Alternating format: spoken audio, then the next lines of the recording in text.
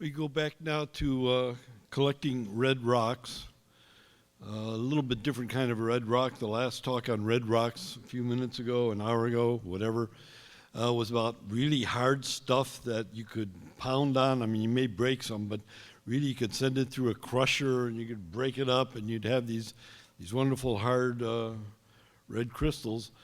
You now are going to get sort of red-orange crystals, which I don't think it would be too likely that you would send through a crusher for a specimen to try and break it up. Some of the most fragile minerals in the world. The person who's going to give the talk is also well-known. I don't know how well-known. Yeah, I think it is well-known because he's given talks to, what, 25, 35,000 children. But one of the things that he talks about when he talks to these children is how he digs crystals out of a nitrate, a very, very funny nitrate, namely bat guano.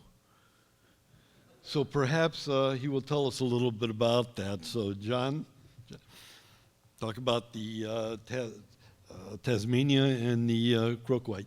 Well, this one's called Down and Dirty, and we're going to do another variation of the collecting that we did when we were down there in Australia and Tasmania at the Adelaide mine. And I'm hoping that this is going to be a fun presentation, maybe even a new one in regards to those that have seen this past talk that I did. This one we're going to call Down and Dirty, Mining Tasmania's Adelaide Mine. Uh-oh. How about you all play a little game with me for a minute, okay? What would it look like? The perfect pocket.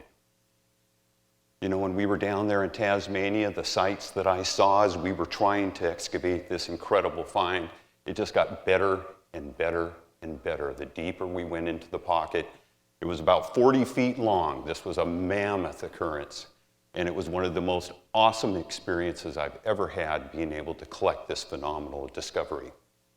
So what did it look like? It looked just like this. Crystals all aburr, bright neon orange. This is how they looked in the ground. And I got to tell you, it was inspiring. It was humbling. If I wanted to use one word for the work that I did there in Tasmania, one word, it would be desecration. I should have never have collected these things. This was such a phenomenal thing. I would have liked to have seen the Australian people have this forever.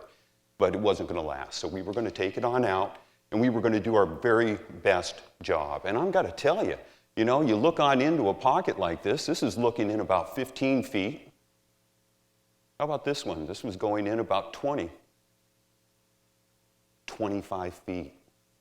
Open views, unsurpassed. I mean, just crystal-lined beauty forever and ever. And this is what we were shooting for. These are the little glories that were scurbling all around our feet as we were collecting the big plates. And this is what some of the bigger plates look like. We took plates out up to 5 feet across, some of the biggest plates that have ever been recovered from this property. And they are. They're beautiful, but my gosh, are they delicate. It doesn't take anything to break these fragile beauties, so we really got to be careful. And that's what making some of these big plates coming on out was just such an exceptional thing. Oh my gosh, the beauty was unsurpassed. So, where would you go? Well, Adam came on up. Adam Wright is the owner of the Adelaide mine. He came on up to me at Tucson a couple of years ago. Says, John, we got something that I think we could use your hand coming on out to help us. So he brought me on down there, and everything changed for me. So what we did is we flew from the U.S. down to either Melbourne or Sydney, and then we took a little hopper down to Tasmania. In Tasmania, we took a drive clear across the island over to the left-hand side of the photograph here. That was about a 4-hour drive. Beautiful country that they have over there in Tasmania. I'd recommend every single person here in the room to make that trip down there if you can. Beautiful, beautiful. But this is the area that I was interested in, the area that had all the specimen-producing mines. And there's a slew of them that are there in that particular area. So as we get into this Dundas field, we can really see that there's a lot of goodies there. If we could get on into some of these properties, what is the potential? So at the Adelaide mine lease, this is what it looked like. We're using a drone here that a friend of mine has got on up. You're looking at the majority of the workings that have been created here on the surface through the use of excavators. Back in the day, 100 years ago, there was a scurry of activities here. There's a lot of shafts. Main shaft is down in the lower right-hand corner there. You can see the pool of water. That shaft goes down about 300 feet. It just leaves me with the wonderment of what is down there. So this is where we're going. We came into the lower adit. No way, we couldn't. It was flooded when I got down there. All those lower workings were completely flooded out, so we came into the upper adit. Walked all the way down to the far end there to the upper and lower Red River find in 2012. And what they did is they were squirreling down that upper tunnel there, and they hit a little crocoite bleed. They continued to follow it, and then that's where it led down into an open pocket. They could see that it was opening up down below. So they went ahead, they developed a drift that took us right on into the lower level. And now when I got there, we had this unbelievable view of what was going to occur.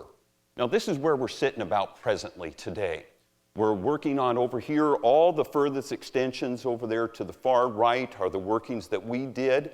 And right now, just below that, you see the new extension that's being dug 2017 as they're working their way on over, and we're hoping to hit the crystal-bearing structure at depth. And when this happens, we anticipate that other species will probably come on into effect, and this is what we're really hoping for here. So this is my first view. You're looking at about 10 feet here. There was 3 openings into the void, and every one of them went back into space. And when I first got there, it was just one of those unbelievable moments where Adam said, hey, this is my job. The rest of it's your job. And he walked away, and he said, do what you want. And I thought, my gosh, this is a dream come true, this incredible experience that I'm going to have if we can only do our job well.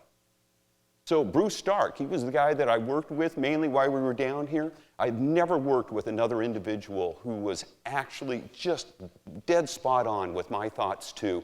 I would do something, he'd anticipate it. He would do something, I would anticipate that. And together we really worked very well. We only lost 2 pieces in the entire time that we were digging there over a 2-year period. These are our tools of our trade. And I'd like to say we've got big hydraulic splitters and chainsaws and all this stuff, but we were down to basics. We didn't even have a big bar. We didn't have a big chisel. We had some little tools. And then as we came further on into it, we found the usage of the saws to be some of the best tools that we had. So we're going to get all geared up. We're going to get it ready to go underground. I've got my wet gear on there, my hard hat, my lights. I'm putting on my gloves. Got the big heavy hammer down there. I'll put on a respirator before I head underground also, some ear protection. It is tough. If you go down there in the winter, what will happen is we get a lot of weather that happens there in Tasmania on the west coast, and it'll start raining. You give it a couple hours and it'll be raining inside of the mine too. It just absolutely sucks in all that water like a big sponge, and it creates this incredibly very difficult environment to work in.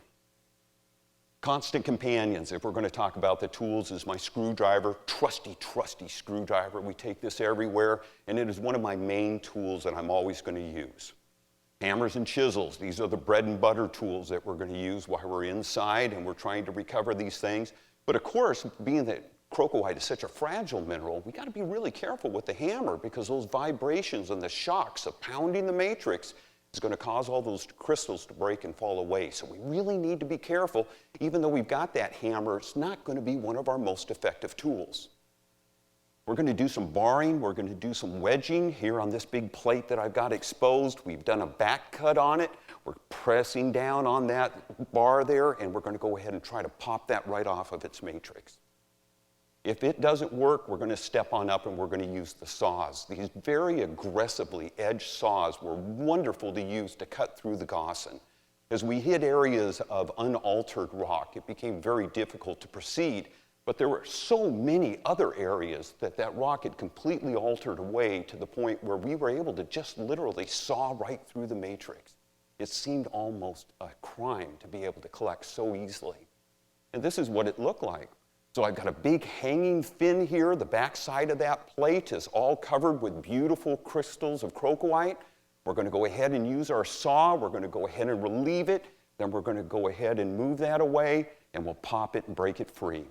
We also used the saws really exclusively while we were doing a lot of our outside trimming. I found that if I took things out on a big matrix, on a big rock, that I had better opportunity to not have any shock damage those crystals. So taking them out on a big matrix became a very easy scenario once we decided we could use the saws to break down that matrix. Resistance is futile. I don't know about the Borg, but for us, it definitely helped me to have these types of tools. Again, nothing high tech, very low tech, the types of things that everybody's going to have at home. These are the tools that we had, our bread and butter tools to work these specimens free. And it was brutal work.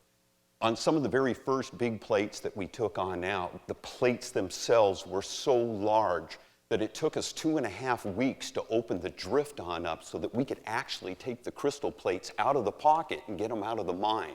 First time I'd ever had to deal with that, opening up a mine just to get the crystal plates out. Piles of muck, oh my gosh. As we developed this thing, we ended up by going higher and higher into the structure to a point where we were about 30 feet above the floor. And so in order to work there, what we did is we just stacked all that muck down below, and we now had a raised platform that we could go on up into the higher reaches of the pocket. The problem was when we were done with those higher reaches is that we had to take that muck out, and it was absolutely an endless parade.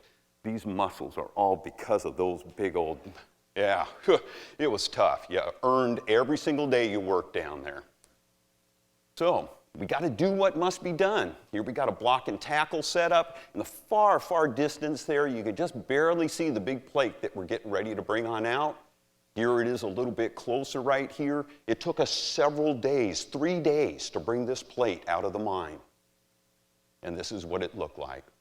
So we were literally making a new scenario here, and I loved it. I mean, so often we find small crystal pockets. How often do we get the opportunity to have something 40 feet long that we can work our way into? I thought, you know, if we can take out little plates, let's take out big plates. So this is a very typical scene in the mine here. We've got recovered specimens that are sitting in the flats. It was an extremely humid environment inside of the mine, and as we took the plates outside, the plates began to dry out. So we had to keep those plates in a humid environment. It just helped to keep everything in a much better, pristine condition until the time that we took them on over and we actually did the cleaning and the preparation work. So here we are. We've moved a couple of these big fat pieces into the back of the pickup truck, a couple of happy campers there above, Bruce and I. I love these days when we took out these big monsters and we actually had realized it. We got them almost home. So we've got the car here, it's loaded on up, we've got all our flats. This is ready to transport now across the island back over to Hobart where the cleaning process is going to begin. So here we've repacked everything, we've high graded, we've got everything stuffed on in there nice for the ride home, and we're going to head on over across the island. So we're going to take things from dirty, like this beautiful little hand-sized specimen, and we're going to make it clean. And if clean's good, let's make it spectacular. This is a specimen here that's about 18 inches across, just an absolutely phenomenal piece. And this is the only way that the Adelaide mine could do it. Red lead, tiny little scrips and scraps came on out over that period that they were doing their mining. Every single time we went down there, we took out carloads of material. That pocket was so prolific in producing material. So, how did we do it? How did we do that? How did we recover these incredible specimens? Well, first thing we're going to do is we're going to size up our opponents, get our steel together here, get our spines all solid, and then we're going to start employing these deft maneuvers so that we can get on in. As you can see, there's a little bit of space in the vein, but not a lot. So we really got to be careful as we stuff ourselves on in here that we're not going to be breaking off any of the crystals. So we did it in tight spaces, stuffed like a tick, face first into the rock. So a lot of glamour, a lot of glory, no way, a lot of dirt, but hey, we had such a good time. So a little tap here, a little tap there. You can see I'm working on up there on the top of the plate. And then boom, Bruce brings it down and voila, we have treasure here. A little bit of cleaning and this will be ready for the collector market. So I'd like to invite you all. Let's go ahead. Let's go collect this thing together, okay? First thing we're going to do, and we've got a section of vein here that I've got highlighted on out in the center of the photo. First thing we're going to do is we're going to make some room. So what I did is I went behind the vein and I actually punched in a room behind the vein so that we could maneuver, get on in there, we could move the plates around. It took making that space to be able to bring down these big plates. So we're going to define our target. Here I've got a line that I've cut across the plate. This is where I'm going to segregate that wall of pocket from the main mass. I've made this to where it's just going to be easily handled. Anything bigger than this, and it would have been beyond our ability to really stabilize it as we were recovering it. So we're going to make our work area nice and clean here. We're going to get rid of as much muck, as much broken down rock as we can. Cleanliness, all the time, cleanliness. You want to have your work area absolutely spotless if you can do it. Then we're going to put on in some support platforms underneath the plate. The goal is not to drop the plate. The goal is to have it gently rest down onto the plate, onto the platform of the boards, so that we can then pull that whole board on out. And that's what we've done here. We've separated the plate now. This is the big plate that you saw earlier. This is about 4 feet long here. We've got it down onto the boards. It took us, again, 3 days to take it from this point to where we could actually remove it from the mine. So let's do it again. We're going to go ahead, we're going to brace on up. This is the next plate up from the one that we just removed. We brought on in an elevated platform to stabilize the base of the plate. Again, I don't want the plate to drop. I just want it to settle down onto the rock, or excuse me, onto the board here. So we're going to go ahead, we've got it supported. We're going to start the separation process up above. Gentle taps as we're working a groove that we can go ahead and separate the plate. And then we'll drop it down just like this in success. And that's it. Pushing the limits. And look at the size of the drift there. I mean, wall to wall, that plate is every single bit as wide as that drift. And there was, again, a lot of work that we had to do. This was definitely not me thinking clearly. I could take out the big plates, but I didn't think about what we were going to have to do afterwards. So, all we need is a little help from our friends. You know, Bear was an awesome big mountain of a man, and when we needed the heavy lifting to come on in, we gave Bear a phone call, and he was one of my favorite Tasmanians. This was the reason why. The crayfish that he brought on over were the most delicious things, and he'd go right on out, he'd fish for them, cook them on up, and next thing I know, I'd be showing on up after work, and he'd be there at the house with a couple of fresh crays for me. Delicious eating. Sasha and Anna Knoll, they came from Freiburg. They were on over there visiting, doing a tour. We have lots of folks that would come on by and visit from time to time. I would typically do the tours as we went through. Everybody liked the fact that there was an American down there with his goofy accent talking about Australian rocks. Ralph Bottrell over on the far right is the Tasmanian mineralogist, so he was visiting with some other friends, and it was real interesting to have his perspective from the knowledge and the background of his position to tell us about some of the things that we were experiencing in the mine. Drone maestro Peter. Peter was great. He brought his drones on out there. We were able to get those terrific aerial shots that really helped to make the presentation nice. Tom came on out. He did a big write-on up for the mineralogical record. And our big buddy Brian, he showed on up too, and he was doing some great work down there taking photographs. And working with Brian was really a pleasure. There was a lot of equipment that we had to move around. We put all the mining aside as we had to get the filming on him, but Brian was really, really great in allowing us to do this. So he took some terrific photos, both inside and outside the mine, and really helped us to document and preserve the history of this really historic find that we'd made down there. And then history comes alive, or oh my God.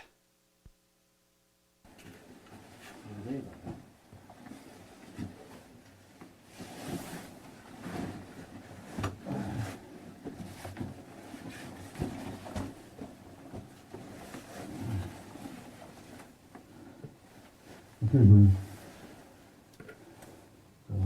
As much as ever. This is what's called the hanging wall.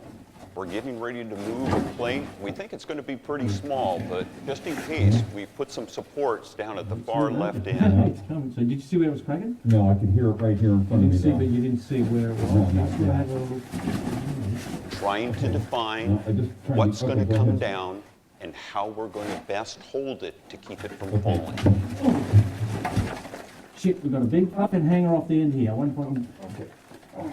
Needless to say, Can you turn it? this was not Tell me what to expected. do. Can you? I can't, I'm gonna. I'm just trying to hold it. Right, no, It's heavier than, oh, It's longer than up. okay, what do you want me to I'm do? gonna pull the edge toward. Can you get your head out of there? How do you get your head out of the way? Jeez. Can we push it back towards the foot wall? Yes? Okay, let's do it. I can't do anything, I'm just supporting. Okay. I can't do anything, Bruce. And as it's doing that, I want you to keep pushing up the top there, John. Oh, You need to rotate it at some point. there. Okay, I can support it with my head. It's still not coming over.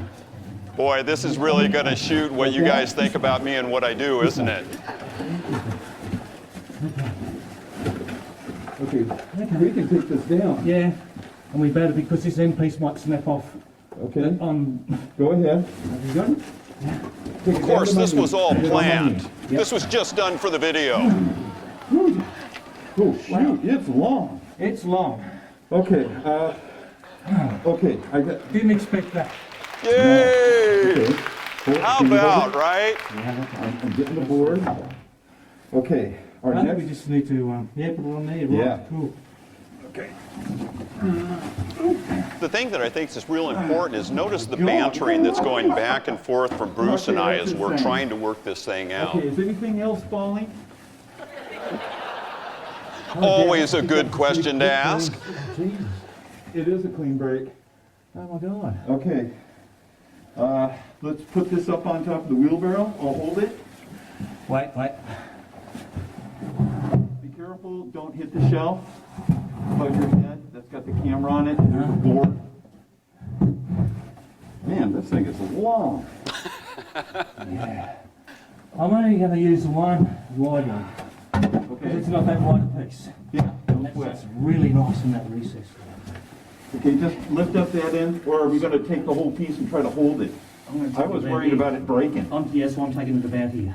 Or do we just put the board up like we were originally planning and slide it? No, it's cool. That's Okay. good. Communication, communication, communication. You got to talk these things through. We both have to be able to think and do the same thing.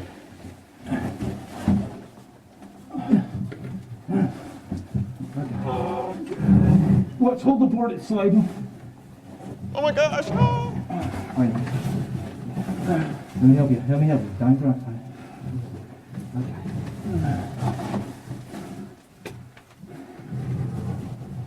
Okay. Yeah. Okay. The board, can you grab the board right here and pull it down and out? Oh, I see. You set up a booby trap for us, you bugger. Ah, dirty bugger John, setting him up by putting the camera on the board there, right? Here's the plate, everybody.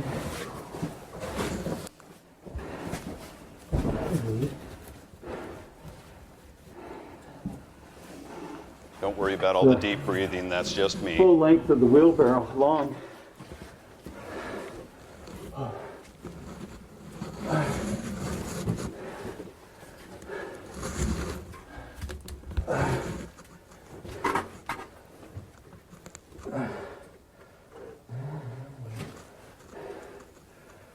Full length of the wheel. Okay, you go ahead and get on in. I'll back up.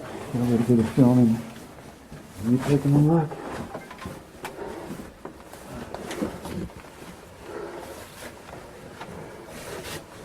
Notice the crocoite plates above the board and the ceiling there.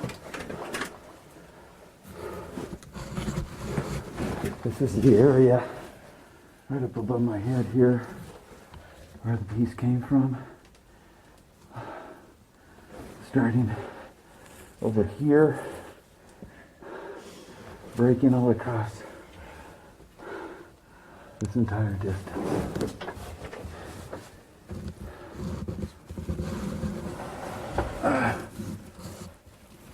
This This was the bracing we put in to support it. Thank goodness for that bracing. Whoa, whoa, what's Are you Bruce okay? doing? Well, didn't even touch the wheelbarrow. Just started to want to go tip over. Just in time. Do you have it, or do I need to Yeah, but- stop? Oh, maybe I better go Okay, help, huh? everybody, I'm going to turn off the film here. All right, I had to turn it off real quick. Help Bruce with the wheelbarrow, but I wanted to show a little bit more detail here. This is the ramps, the braces that we built to support the plate. Did not expect it to break the way that it did. If I Oh, I hand did back too. here and you look on up, the scar right beneath the crocoite is where it broke from, all the way up on top there, all the way down. Big long slab. It's about 40 inches long, weighs a couple 100 pounds maybe. If I'm that strong, I don't know, maybe it's 150 pounds. It's probably but weighed heavy. 400 pounds. I wanted to show right in here, this is the clot of material that's fallen from above. It's going to be simple to pull on out. These pieces are just cemented by the crocoite. Looking up into the pocket. Pretty spectacular. This Some is of the views directly are going overhead up now. about 18 feet here. Another little blockage, but just awesome. Directly overhead.